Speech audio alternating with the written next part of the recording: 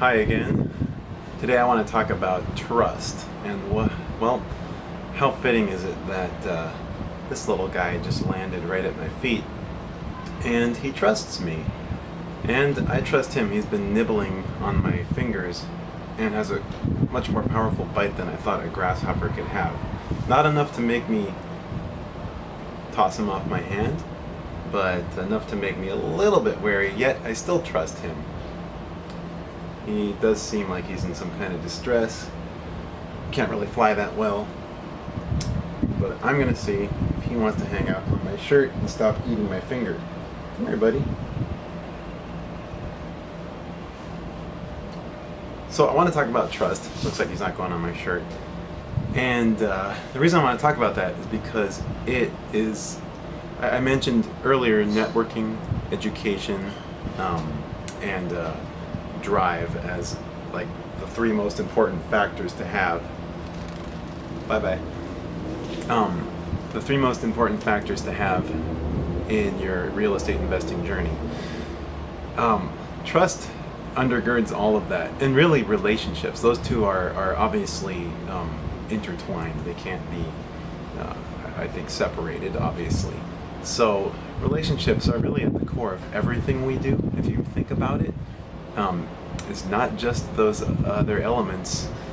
It's I would make the case that existence is for relationship, but that's another topic for another time. Anyway, trust in relationships and how that works out practically. Well, I'll just give you an update again on the Bakersfield situation. For those of you who watched my previous videos, you know that I'm working on a potential seller to buy her home in Bakersfield. It's a vacant home. It's been abandoned for 18 years, and she just couldn't bring herself to sell it until I reached out to her, and for some reason she has agreed. Anyway, this last conversation I had with her a couple days ago, she finally opened up. I could feel it over the phone. I could see it and hear it, that she was finally comfortable with me, that she finally trusted me. I realized I could have done a better job of educating the seller, in other words, her, when we first met. That first day I met her in person on her property and made her the offer. Now, I didn't know what I was doing. I kind of knew what I was doing, but it was the first time ever that I was making an offer, that I brought a contractor and a realtor and brought people together on this property to converge and to make my offer. So that was a little intimidating. I did my best to educate her, but I could have done better. So next time I'm gonna have probably gonna have some really easy to understand sheets, papers with large print, color pictures, simple wording, where I explain the various aspects. Like, she didn't understand why I had to get a realtor, for example. I wanted to get a realtor because I needed someone a third party to help the transaction, the paperwork, that kind of thing. There's other investors who don't need or use realtors. As a newbie, I was advised by a very experienced flipper that I should probably get a realtor involved. So she didn't understand why. She's like, well, couldn't I get my own realtor? And I had to make her understand that she doesn't need to get her own realtor because she doesn't have to find someone to help her sell her home. That I have made that offer, that I'm going to take it off her hands, that I'm going to basically let her walk away without any obligations. I'm going to buy the home as is. And usually the seller pays closing costs. I'm going to pay all closing costs. That's part of the offer, $40,000 plus closing costs. And that way she can just have it off her hands and move on. So she hadn't understood that clearly. She also said, well, my daughter told me that other people are getting, or that I could get more for this property. And I told her, I ran some comparables. I told her what those are, and I looked at what a vacant lot in that area went for, $20,000 recently. I looked at what a very similar property that wasn't vacant, but also very much like hers went for, $30,000. Now those were good deals, but that's what people were paying, and that's what people were accepting. And I told her, that's what I based it off of, plus what I can afford. And so all those factors come together, and you said yes, so that's that's what I based it on. And she said, Jonathan, I'm sorry for procrastinating so long. It's just been hard for me to with all these other things going on. I'll tell you about in a moment. And she also said, I gave you my word, and I'm a woman of my word, and I'm going to sell you the property. But I have to wait until next week. So it was going to be the second week of August, and now it's looking like the third week of August, because she wants her daughter around, but her daughter is away on the East Coast, and we'll be back until then. So anyway, I'm not worried about that delay. I was actually very encouraged because of the tone of voice, the fact that she wanted to stay on the phone with me much longer than before. She's usually always got something she's got to go to, and seemed to be kind of in a hurry to get off the phone. This time we talked for a while, and I was able to just share my heart. I really do want to help her too, and I want her to be blessed, and I think she picked up on that. She's right now she's in the process of getting bids, because in her own home she's burning up. It's really hot. It's like 110 every day in Bakersfield, and she only has like a unit, an air conditioning unit, and so she is in the process of getting bids. And I thought, I might use the same AC guy. In fact, let me call my realtor and see whom he recommends, and maybe I can get you a discount. Maybe I can just do that for you, basically for finding the work and saying, hey, if you can do this one, you can also do mine, that kind of thing. So I called Victor, and he's the realtor, and he told me about a guy he recommends, and I called that guy and got a quote for the size of the house that I would be flipping, and a quote for the size of her house. He told me the numbers, and he doesn't do discounts because they're too far apart from each other.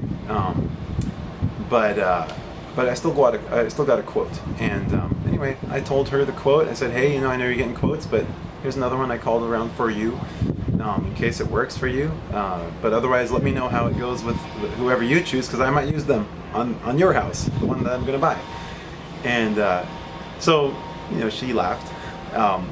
Laughter is a good sign of trust, and I just felt good. Like, finally, I've gotten through to this lady, and one important thing was I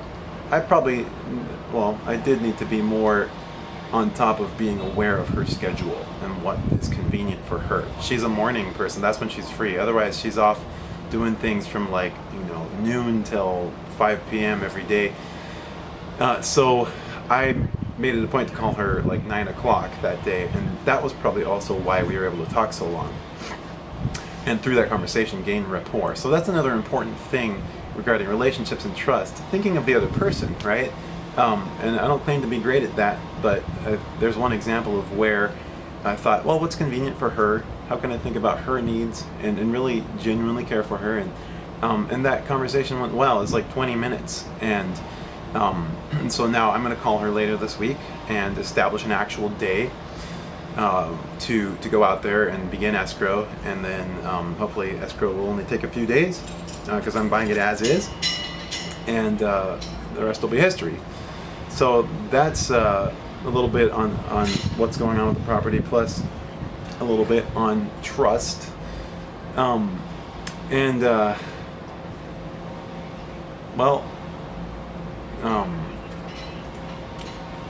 speaking of trust, I also have to trust the realtor, the guy who came there that one day that I met with her, and I met with the contractor.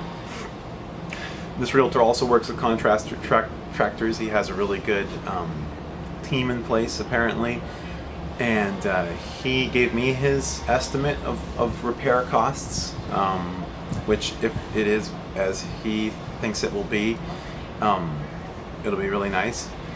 I want to vet his people. I feel like I've vetted him already. I've done some research on him. Through talking with him enough times and meeting in person, I implicitly trust him, I guess, and now the contractors. And yet the thing is, I don't want to insult them.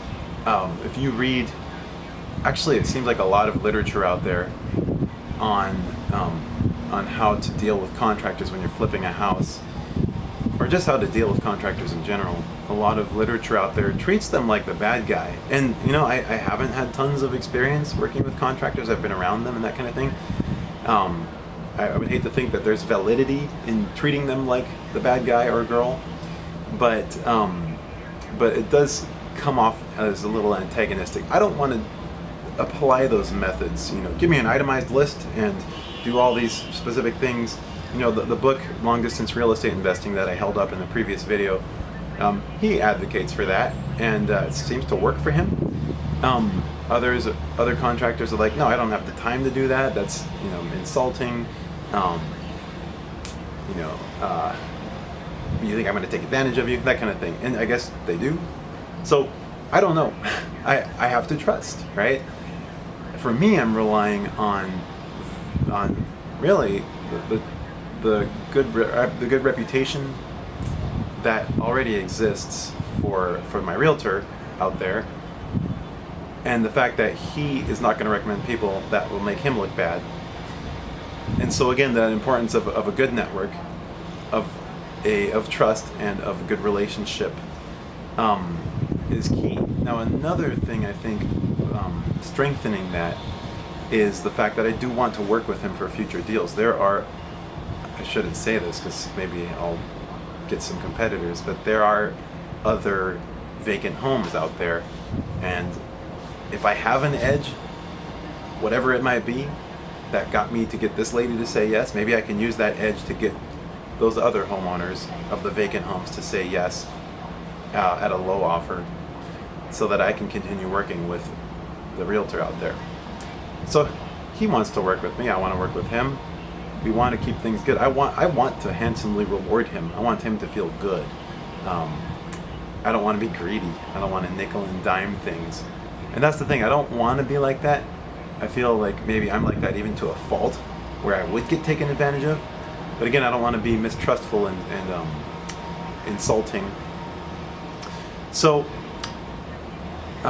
establishing good rapport, caring to know the person, all the good common sense person stuff is, you even read articles about this on Bigger Pockets and so on, and in the Long Distance Real Estate Investing book. It's about people, it's about looking to their interests, also caring for them. That undergirds success. I think that's true for the most part. So, there are people who have a definition of success where they are successful as long as the other people involved lost. If I win and everyone loses, then I'm successful. That's some people's definition of success. And I guess those are the people that think there's only one piece of pie and they better get it, and no one else can get it. I don't believe that. I don't believe in that kind of economy. I don't think things work that way. Sorry for the shaky camera. By the way, it's really windy. Hopefully, all you're not hearing is just wind. But anyway, I don't believe in that definition of success. I believe that you do best when you seek others' best interests. There's a verse in the Bible that says, "Do nothing from selfish ambition or conceit, but in humility count others more significant than yourselves. Do not look only to your own interests, but also to the interests of others." Well, that's pure wisdom, right? And I want to apply it. I want to live that way. People will trust you if you do that. And regarding trust, the last thing that I would say that I can't really ignore is the foundation of all of this. I'm a Christian, and so my ultimate trust is in God. This morning I read Psalm 37, and some of the verses reminded me of Proverbs chapter 3. So the Psalm says, trust in the Lord, commit your way to the Lord, trust in Him and He will act. The proverb very similarly says, trust in the Lord and do not lean on your own understanding. In all your ways acknowledge Him and He will make straight your paths. So there are probably some non-religious people watching this. You can make of that what you will. I believe those are words from God Himself. And so I want to commit my particular path to the Lord. And this path would be the way or the path of real estate investing, and specifically buying and flipping properties for a profit. So I say, God, here you go. This is yours. I have understanding, and I would be a fool not to gain understanding, but I'm not going to lean on it. Hey, but I thought, wait, but my mind told me this, but this happened. I'm not going to lean on it. I'm going to lean on trust, right? Trust in the good God. And use understanding. I'll wield it, and yet I'm going to lean. I'm going to put my relief, even my sense of no fear, of taking courage, which I talked about before. I'm going to put that. I'm going to ground that in my trust in God. So trust, relationships. A lot more could be said about that. I hope this was helpful, and thanks for listening.